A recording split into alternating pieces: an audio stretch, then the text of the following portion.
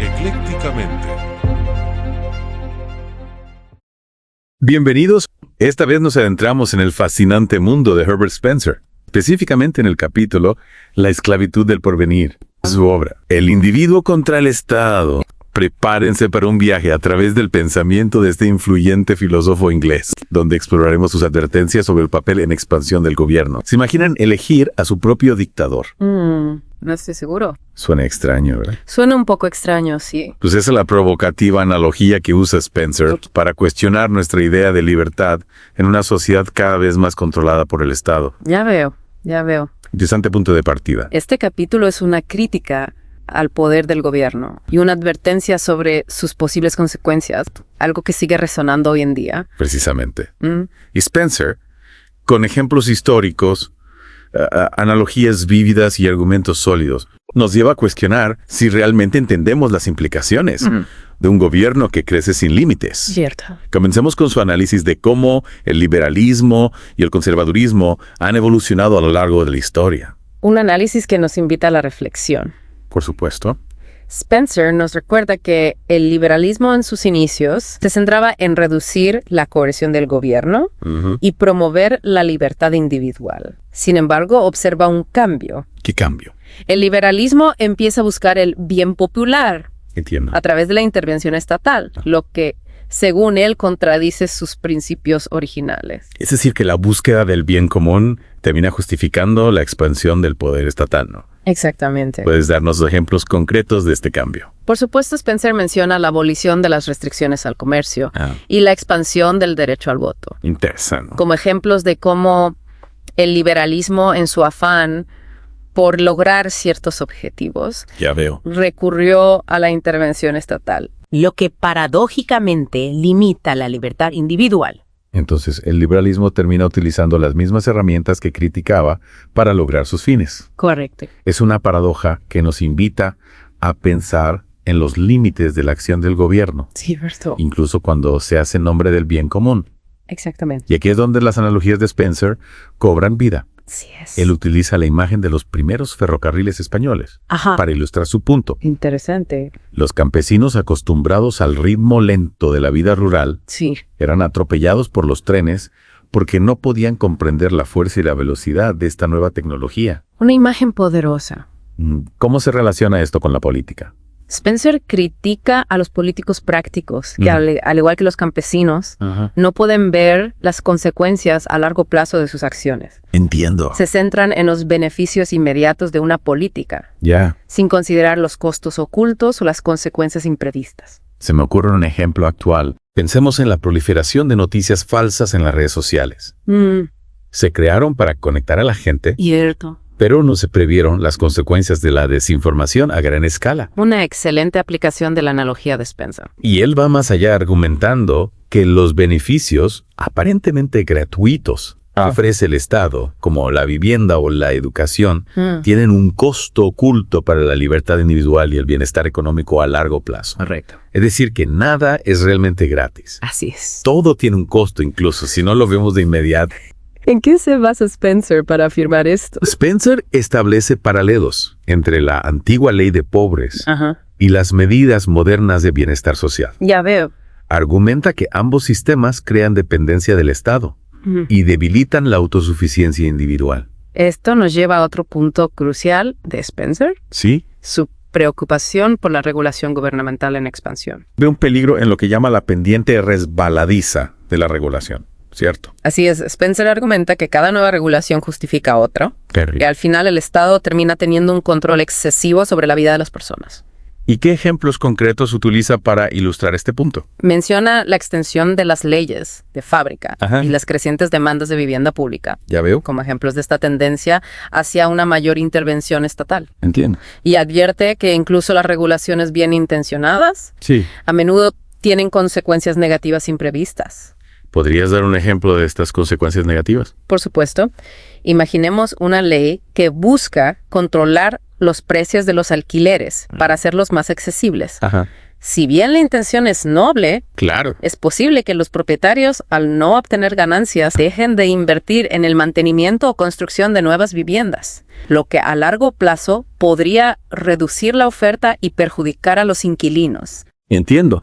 Entonces, para Spencer, la intervención estatal, aunque bien intencionada, puede generar un círculo vicioso Correcto. que agrava el problema original. Así es. Y esto nos lleva a la esencia de su pensamiento, Ajá, su visión sobre la naturaleza misma del gobierno. exactamente.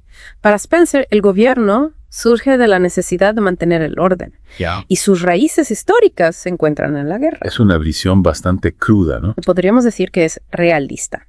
Spencer argumenta que la ética del gobierno está intrínsecamente ligada a la ética de la guerra, y especialmente en las sociedades primitivas, donde la fuerza era la base del poder. Pero ¿acaso los gobiernos modernos no han evolucionado más allá de esa lógica de la fuerza? Esa es la pregunta clave. Cierto.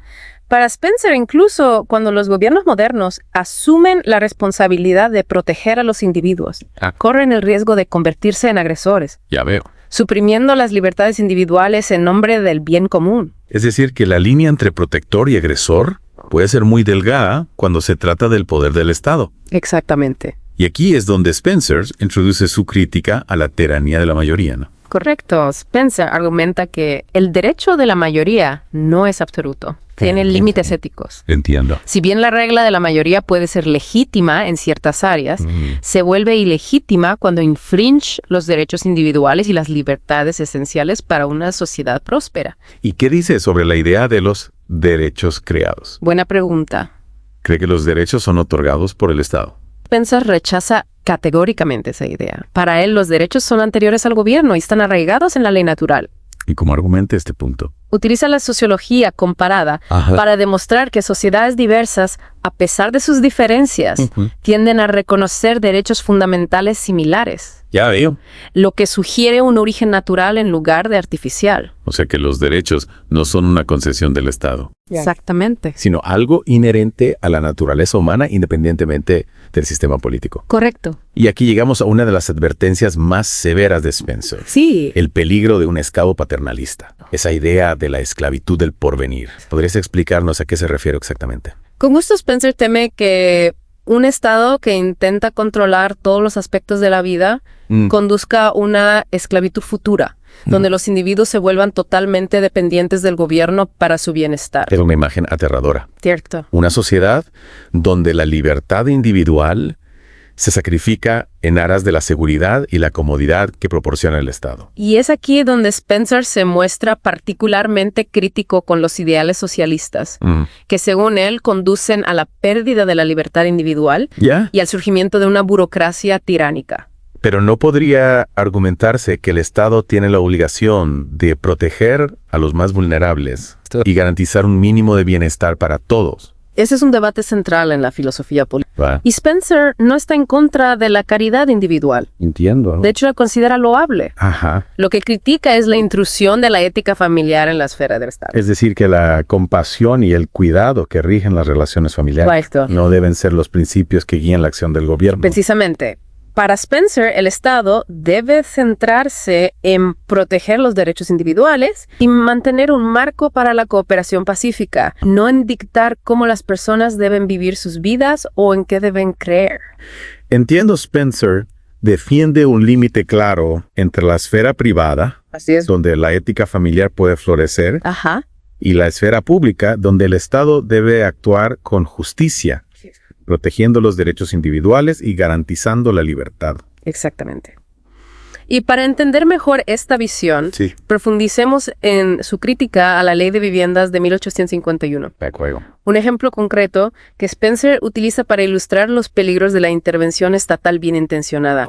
Analizar un caso concreto nos ayudará a comprender mejor las implicaciones de la filosofía de Spencer. Totalmente de acuerdo. Spencer analiza la Ley de Viviendas de 1851 en Londres, que buscaba mejorar las condiciones de los pobres. A simple vista parece una ley compasiva y necesaria, ¿no? Totalmente, la intención era noble: mejorar las condiciones sanitarias y la calidad de las viviendas de los más necesitados. ¿Dónde estaba el problema entonces? El problema, según Spencer, radicaba en que la ley ignoraba las fuerzas del mercado y las consecuencias imprevistas de la regulación al imponer requisitos más estrictos y costosos para la construcción de viviendas. La ley desincentivó la inversión privada en nuevas construcciones. Es decir, que al intentar mejorar las viviendas a través de la regulación, se encareció la construcción, lo que provocó que se construyeran menos viviendas. Correcto. Exactamente, la escasez de viviendas se agravó y, para colmo, los propietarios de viviendas existentes aumentaron los alquileres para compensar los costos adicionales que les imponía la ley. En resumen, la ley tuvo el efecto contrario al que se buscaba. Es una paradoja que ilustra a la perfección las ideas de Spencer. Una intervención estatal bien intencionada termina perjudicando a quienes pretendía ayudar, y Spencer no se limita a criticar la ley en sí, sino también la forma en que se aprobó. Así Spencer se indigna ante la arrogancia de los legisladores que creen poder controlar y moldear la sociedad a su antojo sin comprender a fondo las complejas realidades. En su opinión, la sociedad no es una máquina que se pueda manipular a voluntad, sino un organismo complejo con sus propias leyes y mecanismos de autorregulación. Y cualquier intento de manipularla sin una profunda comprensión de su funcionamiento es probable que cause más daño que bien.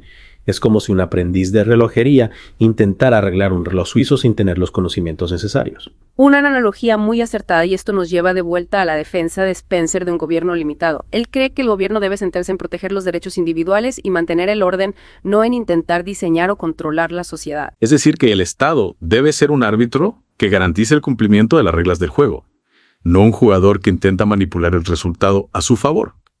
Pero ¿hasta qué punto Spencer consideraba legítima la intervención del Estado? ¿Acaso se oponía a cualquier tipo de regulación? Spencer no era un anarquista, reconocía la necesidad de un Estado para proteger los derechos individuales, hacer cumplir los contratos y mantener el orden. Lo que criticaba era la intervención excesiva del Estado en la vida social y económica.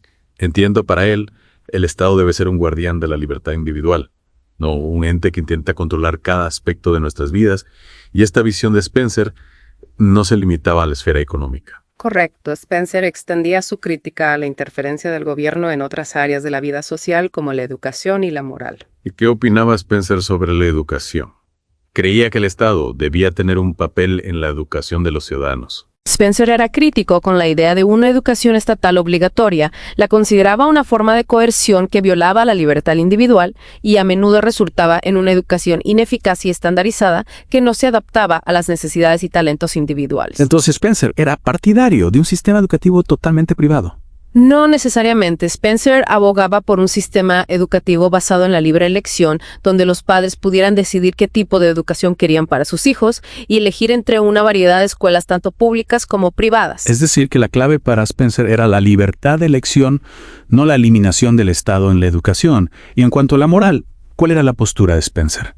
Creía que el Estado debía promover una moralidad particular. Para nada, Spencer defendía un Estado neutral en materia de moral, argumentaba que el Estado no debe intentar imponer una moralidad particular a sus ciudadanos, ya que la moral es un asunto de conciencia individual y la imposición de la moralidad por parte del Estado conduce a la intolerancia y a la supresión de la libertad individual. Es una visión que tiene mucho en común con la idea de un Estado laico que no se inmiscuye en las creencias o prácticas religiosas de sus ciudadanos. Exactamente, para Spencer, el papel del Estado era proteger los derechos individuales y garantizar un marco de convivencia pacífica, pero no intentar dictar cómo las personas deben vivir sus vidas o qué valores deben abrazar. Y esta defensa de la libertad individual se extendía a todas las áreas de la vida social, desde la economía hasta la educación, la moral y la cultura. Así es, Spencer creía que la libertad individual era la base de una sociedad próspera, creativa y adaptable, y que cualquier intento de restringirla en nombre del bien común a la larga socavaría la capacidad de la sociedad para prosperar. Es un mensaje que sigue resonando con fuerza en el mundo de hoy.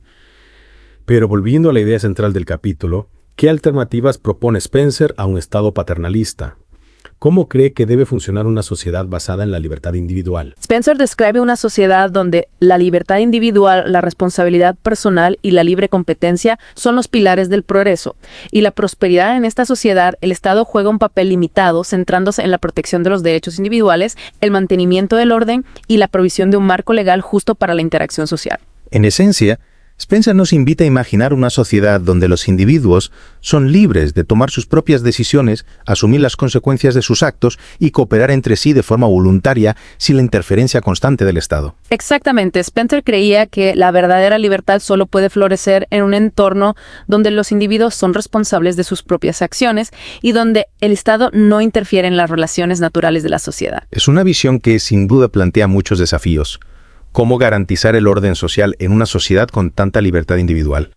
No corremos el riesgo de caer en el caos si el Estado no interviene para regular la sociedad. Esas son preguntas legítimas. Y Spencer tenía respuestas. Para ellas, argumentaba que el orden social no depende de la intervención del Estado, sino que surge de manera natural a partir de la interacción libre y responsable de los individuos. Es decir, que Spencer creía en un orden espontáneo que emerge de la interacción libre de los individuos sin necesidad de una dirección centralizada. Exactamente. Spencer compara el orden social con un organismo biológico que se desarrolla y se adapta de manera natural sin la necesidad de una dirección centralizada. De la misma manera, cree que la sociedad es capaz de autorregularse y de encontrar soluciones a sus problemas sin la intervención del Estado. Es una idea fascinante, pero también un poco abstracta.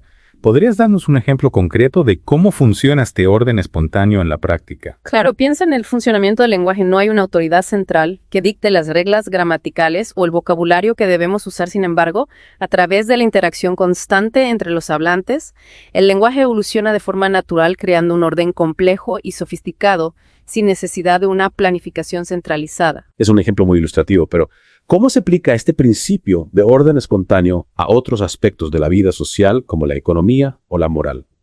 Spencer creía que el mismo principio se aplicaba a todas las áreas de la vida social.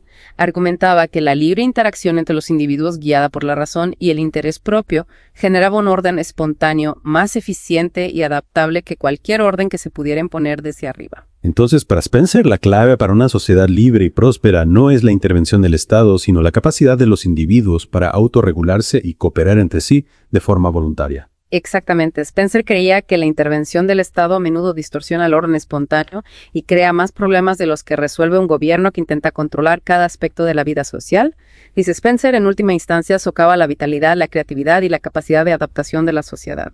Es una visión que nos desafía a repensar el papel del Estado en la sociedad y a valorar la capacidad de los individuos para autoorganizarse y encontrar soluciones a sus propios problemas. Así es. Spencer nos invita a imaginar una sociedad donde la libertad individual y la responsabilidad personal son los pilares del orden social y donde el Estado juega un papel limitado centrándose en la protección de los derechos individuales y la garantía de un marco legal justo para la interacción social. Es una visión que sin duda genera debate y controversia, pero al margen de si estamos de acuerdo o no con Spencer, sus ideas nos obligan a reflexionar sobre los límites del poder estatal, la importancia de la libertad individual y la capacidad de la sociedad para autorregularse. Precisamente. Y para profundizar en esta reflexión, te propongo que analicemos la famosa analogía del jardinero que utiliza Spencer para ilustrar su visión sobre el papel del gobierno en la sociedad. Me parece una excelente idea. La analogía del jardinero es una de las imágenes más poderosas que utiliza Spencer para explicar su filosofía. Spencer compara al gobierno con un jardinero que cuida un jardín. Ajá. Un buen jardinero no intenta controlar cada aspecto del crecimiento de las plantas.